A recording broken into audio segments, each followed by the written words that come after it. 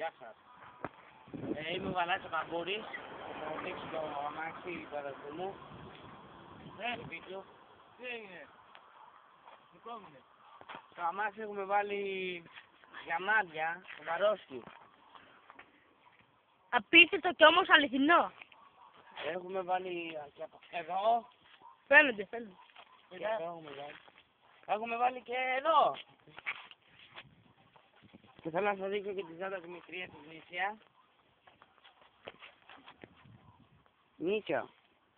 Κάμε τις ζάντες, Μπορείτε να μας πείτε λίγο τη τιμή της ζάντας. Η τιμή κάνει 10 εκατοστάρικα. Για πάρτι σου. Πάρε 11, λένε 11 εκατοστάρικα και πάρτινα. Είσαι καλό παιδί. Τα μάξι είναι στη πένα. Μην με κοιτάτε τη ζώντα, την έχουμε πίσω. Είναι ρεζέρβα. Εδώ, από εδώ πέρα είναι το σπίτι του φίλου μου του Δημόπουλου του Βαλάντη. Δείξε λίγο. Το σπίτι και τα μάξι του. Έλα τώρα μια δήλωση εσύ.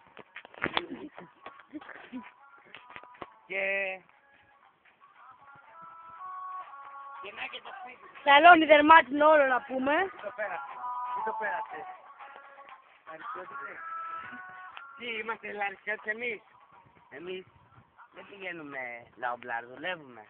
Οι λαρισαίοι γαμιούνται στη δουλειά. Γάμια. Δουλεύει μεσημέρι, βράδυ για δουλειά. Σουβλάκι δεν ξέρει, δεν έχουμε φάει σουβλάκι. Όλο μπανάνα. Όλο μπανάνες τρώνε από τον κόλλο. Και θέλω να σας δείξω και το σπίτι μου. Λαρισαίοι. Λαρισαίοι. Για σας.